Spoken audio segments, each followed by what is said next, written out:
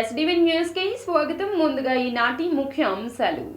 మంగళగిరిలోని పార్టీ కార్యాలయానికి చేరుకున్న సీఎం చంద్రబాబు నాయుడు. ప్రజల నుంచి వినతులు స్వీకరించిన సీఎం చంద్రబాబు.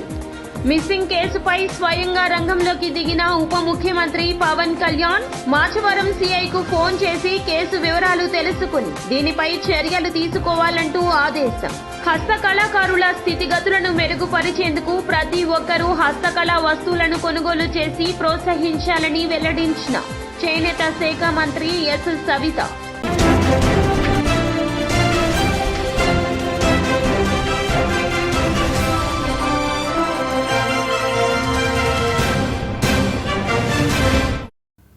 ఇక డీటెయిల్స్ చూస్తే మంగళగిరి పార్టీ కార్యాలయానికి వచ్చిన సీఎం చంద్రబాబు నాయుడు ప్రజలను కలిసి వారి నుంచి వినతులు స్వీకరించారు.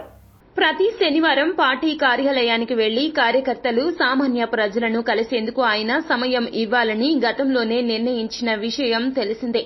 ఇందులో భాగంగా పార్టీ కార్యాలయానికి వచ్చిన చంద్రబాబును వందల మంది ప్రజలు కార్యకర్తలు కలిసి వినతి పత్రాలు ఇచ్చారు.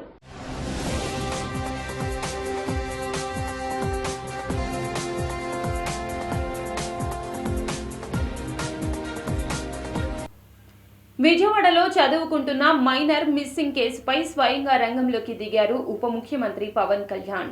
విజయవాడలో చదువుకుంటున్న తన కుమార్తె మైనర్ అని, ఆమెను ప్రేమ పేరిట ట్రాప్ చేసి కిడ్నాప్ చేశారని, గత 9 నెలలుగా ఆమె జాడ తెలియడం లేదని భీమవరం నుండి వచ్చిన శివకుమారి అనే బాధితురాలు కన్నీటితో మొరపెట్టుకుంది.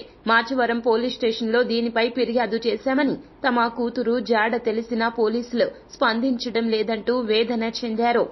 జాడ తెలిసాక కూడా తమ బిడ్డను అప్పగించడం లేదని, ఈ కేసుకు సంబంధించిన ఎఫ్ఐఆర్ కాపీని పరిశీలించిన వెంటనే ఉప ముఖ్యమంత్రి పవన్ కళ్యాణ్ మాచవరం సీఐకు ఫోన్ చేసి కేసు వివరాలు తెలుసుకున్నారు. దీనిపై చర్యలకు ఆదేశించారు. పార్టీ నాయకులను, బాధితులను పార్టీ ఆఫీసు వాహనంలోనే మాచవరం పోలీస్ స్టేషన్ కు పంపించారు.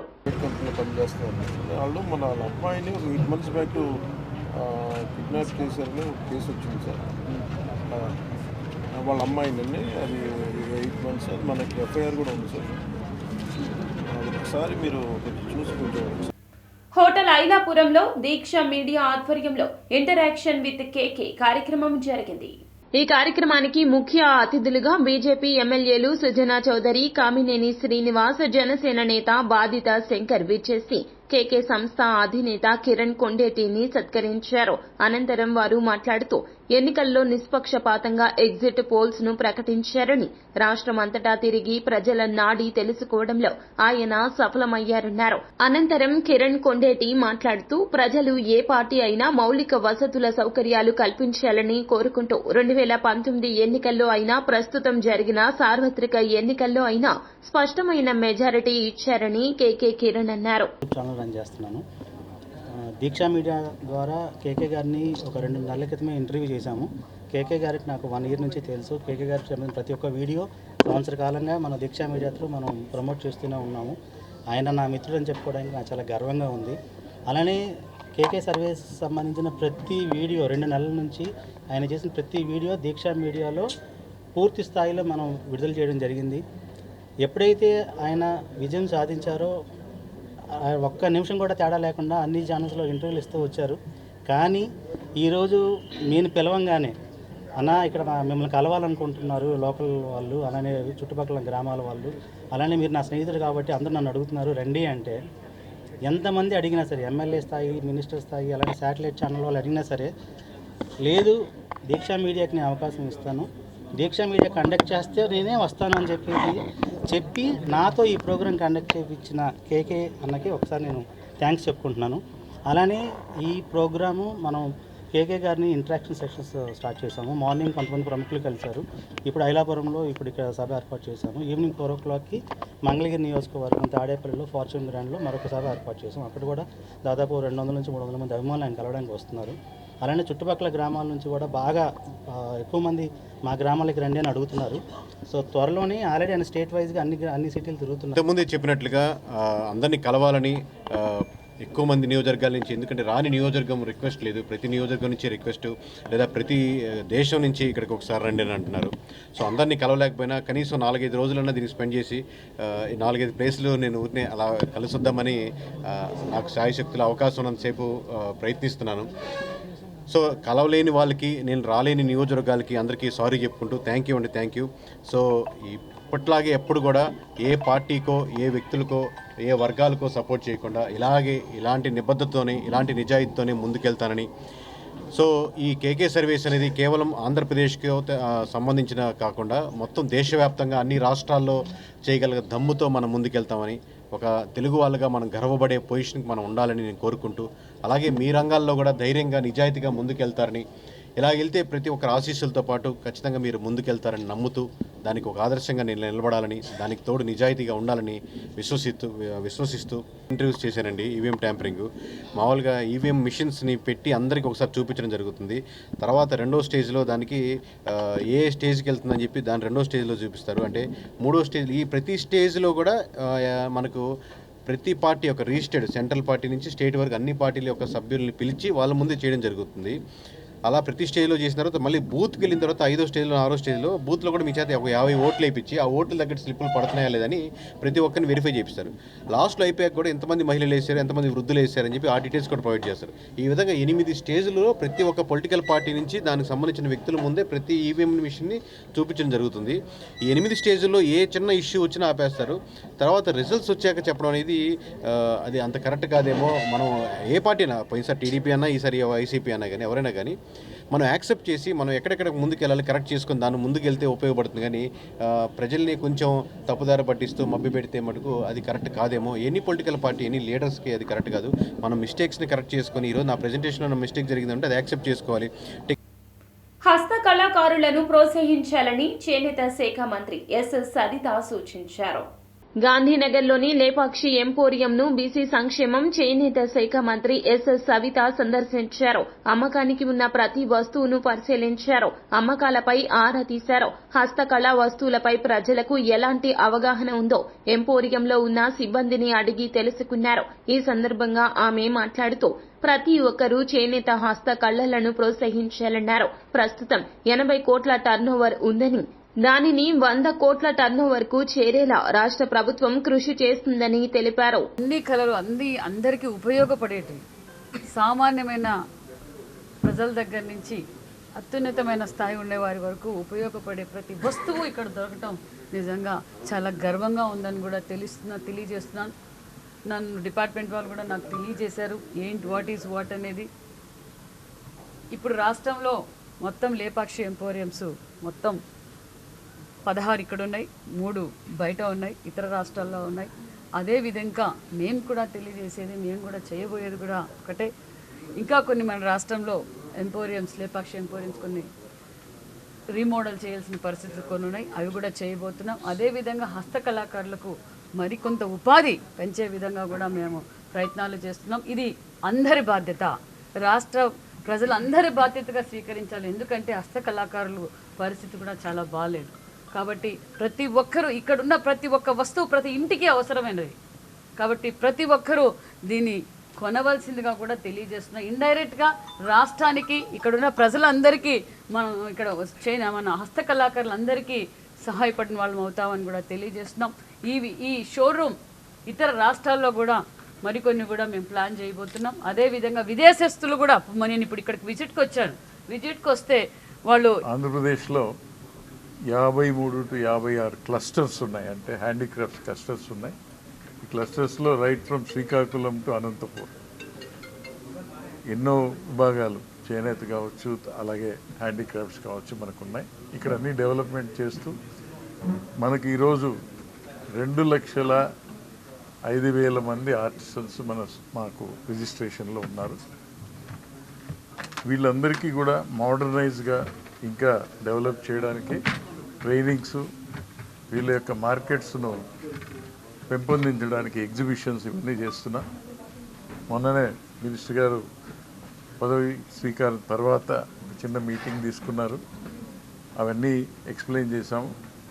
మేడం కూడా దాని మీద ఇంకా ఎలా చేయాలని చెప్పి ఒక ఒక మీటింగ్ తీసుకొని మాకు ఆవిడ డైరెక్షన్స్ వాట్ ఎవర్ మేడం ఇస్తారో మేము తూచా తప్పకుండా చేసి ఈ యొక్క కార్పొరేషన్ను ఇంకా పెంపొందించాలని చెప్పి మా యొక్క ఆశ. ఆడుదాం ఆంధ్ర క్రీడల్లో అవకతవకలపై సిఐడి విచారణ కోరినట్లు ఆట్య పాఠ్య అసోసియేషన్ అధ్యక్షులు రంభా ప్రసాద్ వెల్లడించారు.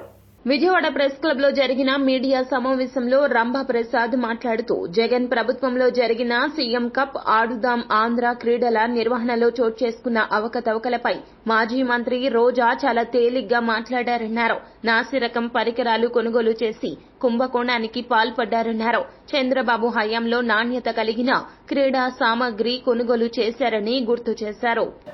సీఎం కప్ పేరుతో ఆడుదాం ఆంధ్ర పేరుతో 100 కోట్లు దోచేసిన మీరు సిఐడి విచారణకు సిద్ధపడతారు. మరొక ముఖ్య విషయం ఏంటంటే మీరు చెప్పగానే మా అందరికీ పెద్ద లీడ్ ఇచ్చారు. ఈ క్రీడా సామాగ్రి స్పోర్ట్స్ అథారిటీ ఆఫ్ ఆంధ్రప్రదేశ్ ఇవ్వలేదు, ఎవరో ఇచ్చారని చెప్తున్నారు. ఆ ఇచ్చింది ఎవరు? మీకు అసలు ఈ టోర్నమెంట్ నిమిత్తం స్పాన్సర్షిప్ ద్వారా వచ్చిన డబ్బు ఎంత? ఆ వివరాలు చెప్పండి. మీకు ఆథరైజ్డ్గా నేనేదో వేగ్గా మాట్లాడట్లా.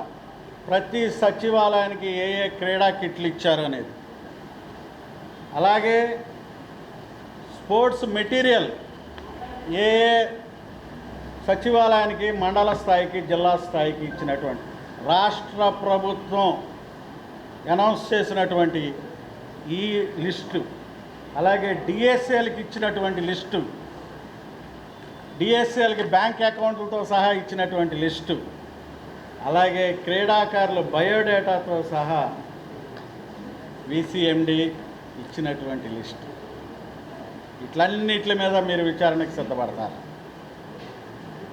ఆథరైజ్డ్గా ఇచ్చినటువంటి ప్రూఫ్, వీటి మీద మీరు విచారణకు సిద్ధపడతారా? అలాగే మహిళల ఆర్థిక అభివృద్ధికి తమ వంతుగా కృషి చేస్తున్నట్లు peoples Mac credit society chairman Alamanda Ellarao వెల్లడించారు. మొగల్రాజపురం సిద్ధార్థ ఆడిటోరియంలో పీపుల్స్ మ్యాక్ క్రెడిట్ సొసైటీ 11వ వార్షికోత్సవ వేడుకలు ఘనంగా జరిగాయి. ఈ వేడుకలను ఉద్దేశించి సొసైటీ చైర్మన్ ఏ ఎల్లారావు మాట్లాడుతూ పేద బడుగు బలహీన వర్గాల మహిళలకు ఆర్థికంగా చేయూత ఇచ్చేందుకు ఈ సొసైటీని స్థాపించడం జరిగిందన్నారు. సొసైటీ ద్వారా ఇప్పటి వరకు కోట్లాది రూపాయలను పొదుపు సంఘాలకు రుణాలుగా అందించినట్లు తెలిపారు. భవిష్యత్తులో 1,00,000 మంది మహిళలకు రుణాలు ఇచ్చేందుకు లక్ష్యంతో ముందుకు సాగుతున్నట్లు వివరించారు. Chairman peoples Mac credit society limited. ఈ రోజున మేము మా 11వ యాన్యువల్ జనరల్ బాడీ మీటింగ్ని జరుపుకుంటున్నాం. మేము 2013లో ఈ సొసైటీని ప్రారంభించాం. అప్పటి నుండి కూడా ఇది దినదినం ప్రవర్ధమానం అవుతూ ఈ రోజున 65,000 మంది సభ్యులతో ఉంది.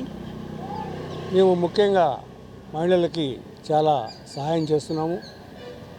మహిళా సాధికారత కోసం, అదేవిధంగా పేద బడుగు వర్గాల ప్రజల అభ్యున్నతి కోసం మేము పనిచేస్తూ ఉన్నాము.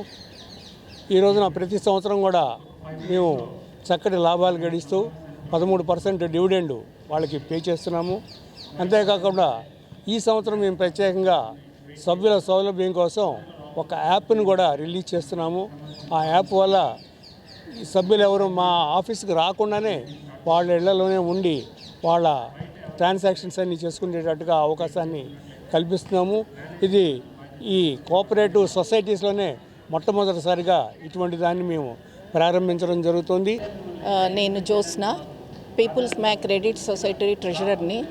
2013వ సంవత్సరంలో సీతారాంపురంలో శ్రీ చుక్కపల్లి అరుణ్ కుమార్ గారు, ఎల్లారావు గారి ఆధ్వర్యంలో స్థాపింపబడిన ఈ సొసైటీ ఈ సంవత్సరం నవంబర్కి 11వ వసంతాలు పూర్తి చేసుకోవడం అభినందనీయం. 65,000 మంది పైగా సభ్యులు, 3,85,00,000 పైన షేర్ క్యాపిటల్, 134 కోట్ల డిపాజిట్, 20 బ్రాంచీలు కృష్ణా, గుంటూరు, గోదావరి జిల్లాల్లో ఆర్థిక సేవలు అందించడం చాలా గర్వకారణంగా ఉంది. 50% పైగా మహిళలున్న ఈ సంస్థకి ముఖ్య ఆశయము 1,00,000 మంది పైగా మహిళలకి భవిష్యత్తులో ఆర్థిక సహాయం అందించాలని. సామాజిక సేవతో ఆర్థిక సేవతో పాటు సామాజిక సేవ అందించడం కూడా ఒక ముఖ్యమైన ఆశయం. ప్రతి నెల 15,000 రూపాయలతో వికలాంగులకు, వృద్ధులకు, వీధి బాలలకు ఈ సంస్థ తన వంతుగా సహాయం చేస్తుంది. మనకు గుర్తింపు రావాలంటే సమర్థుడైన ఆటగాడితో పోటీ పడాలని తెలంగాణ సీఎం రేవంత్ రెడ్డి వెల్లడించారు. పక్క రాష్ట్ర ముఖ్యమంత్రి చంద్రబాబుతో పోటీ పడి ఈ రాష్ట్రాన్ని అభివృద్ధి సంక్షేమంలో ముందుకు గడిపే అవకాశం నాకు వచ్చింది. గతంలో నేను 12 గంటలే పని చేస్తే చాలు అనుకునేవాడిని. కానీ ఇప్పుడు మనం కూడా చంద్రబాబులా 18 గంటలు పనిచేస్తూ ఆయనతో పోటీ పడదామని అధికారులు, సహచరులతో చెప్పాను అంటూ బసవతారకం ఆసుపత్రి 24వ వార్షికోత్సవంలో సీఎం రేవంత్ రెడ్డి అన్నారు. ఉన్న ఆట నైపుణ్యం వెలికి రావాలి, ప్రజల గుర్తింపు జరగాలంటే నైపుణ్యం కలిగిన ఆటగాడితో పోటీ పడాలి అని పెద్దలు చెప్తూ ఉంటారు. ఈరోజు పక్క రాష్ట్రంలో నారా చంద్రబాబు నాయుడు గారు ముఖ్యమంత్రిగా బాధ్యత చేపట్టిన తర్వాత అభివృద్ధిలో, సంక్షేమంలో వారితో పోటీ పడి ఈ రాష్ట్రాన్ని ముందుకు నడిపించే అవకాశం నాకు వచ్చింది.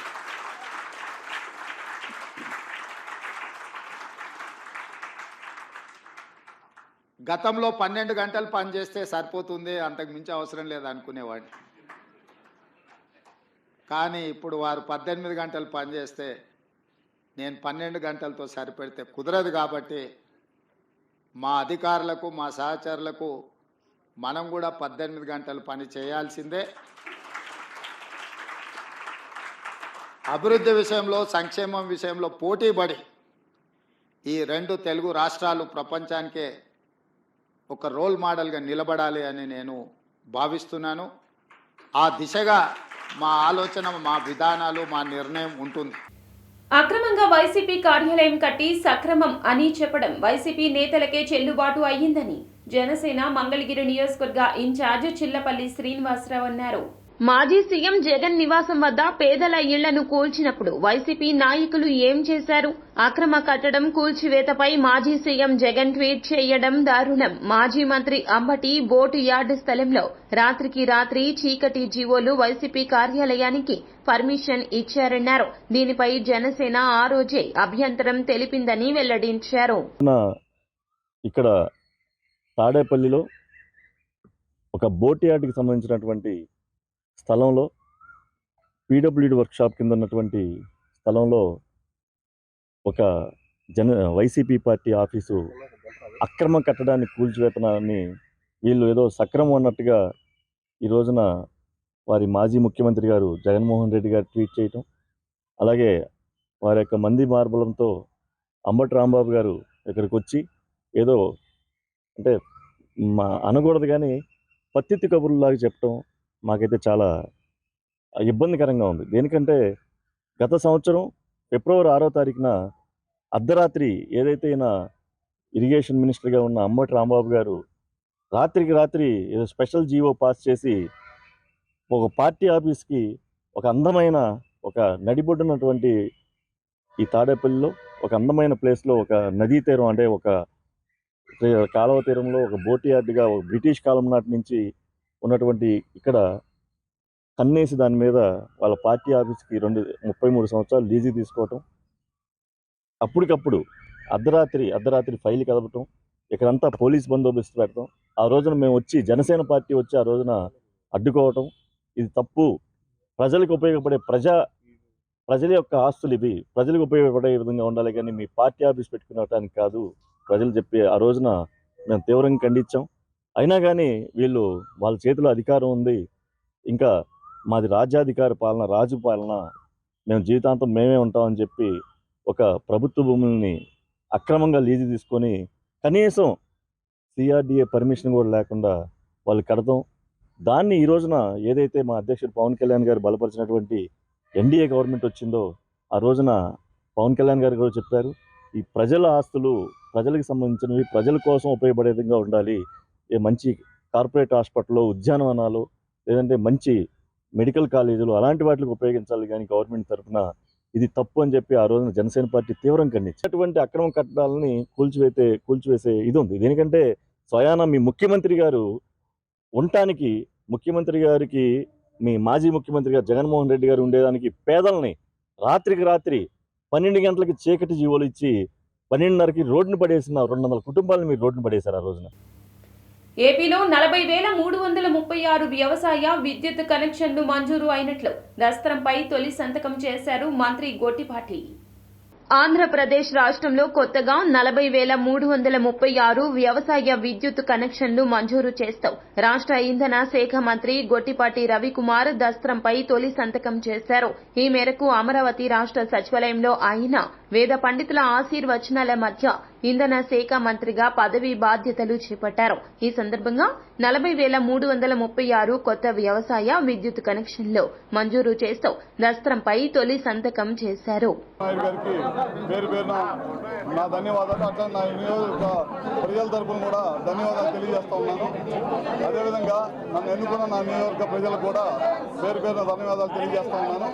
అదేవిధంగా ఇవాళ మొదటి రోజు నేను ఛార్జ్ తీసుకున్నాను. 3 కార్యక్రమాల మీద మనం దృష్టి పెట్టాం. మొదటగా దాదాపు 44,500 మంది రైతులకి అగ్రికల్చర్ కనెక్షన్స్ ఇవ్వాలని చెప్పి మొదటి సంతకం పెట్టాము. ఎందుకంటే చాలా కాలం నుంచి రైతులు బోర్లు వేసుకొని కరెంటు కనెక్షన్ లేక ఇబ్బంది పడుతూ ఉన్నారు. వాళ్ళందరికీ కూడా కరెంటు కనెక్షన్ ఇవ్వాలనే ఉద్దేశంతో మొదటి సంతకం 44,500 మందికి విద్యుత్ కనెక్షన్లు ఇస్తూ ఉన్నాం. రెండోది వచ్చేసరికి చాలా కాలం నుంచి గవర్నమెంట్ బిల్డింగ్స్ గవర్నమెంట్ వాళ్ళు కరెంటు బిల్లులు కట్టి కరెంటు బిల్లులు కట్టలేక ప్రతిసారి కూడా గవర్నమెంట్ కరెంటు బిల్లు పంచాయతీలకి కరెంటు బిల్లు కట్ చేస్తూ ఉన్నారు. అవన్నీ లేకుండా రాబోయే రోజుల్లో ప్రతి గవర్నమెంట్ ఆఫీస్ పైన సోలార్ తోటి పవర్ తీసుకురావాలనే ఒక మంచి ఉద్దేశంతో ఒక కమిటీ చేసాం. 15 రోజుల్లో కమిటీ దాన్ని రివ్యూ చేసి ఇస్తూ ఉంటారు. అవన్నీ కూడా రాబోయే రోజుల్లో మొత్తం గవర్నమెంట్ బిల్డింగ్స్ అన్ని కూడా సోలార్. నేడు తెల్లవారుజామున విజయవాడ కనకదుర్గమ్మ వారి దర్శనానికి రాజధాని రైతులు కాలి నడకన బయలుదేరి వచ్చారు. తుళ్లూరు నుండి పొంగళ్లు నెత్తిన పెట్టుకుని విజయవాడ అమ్మవారి గుడికి రానున్న అమరావతి మహిళా రైతులు, రైతు కూలీలు ఎన్డీఏ ప్రభుత్వం రావడంతో అమరావతి నిర్మాణం సాకారం అవుతూ ఉండడంతో తమ మొక్కులు చెల్లించుకోనున్న రాజధాని గ్రామాల రైతులు పొంగళ్లు నెత్తిన అమ్మవారు ఫోటో చేత్తో పట్టుకుని కాలినడకన విజయవాడ అమ్మవారి దేవస్థానానికి రాజధాని రైతులు తరలి రానున్నారు. ఈ రాక్షస ప్రభుత్వం పోయిన రోజు, దిగిపోయిన రోజు, ఈ అమరావతికి మంచి రోజులు వచ్చిన రోజు, రాష్ట్రానికి మంచి రోజులు వచ్చిన రోజు మళ్ళీ ఆ ఇంద్రకీలాద్రి కాలినడకతో పొంగళ్ళు చేసుకొని చిరాసారాలతో బయలుదేరదామని, రాష్ట్రం అంతా అభివృద్ధి చెందాలని, కంపెనీలు రావాలని, రాష్ట్రం సుఖశాంతులతో ప్రజలందరూ వర్ధిల్లాలని మేము అనుకున్నామండి.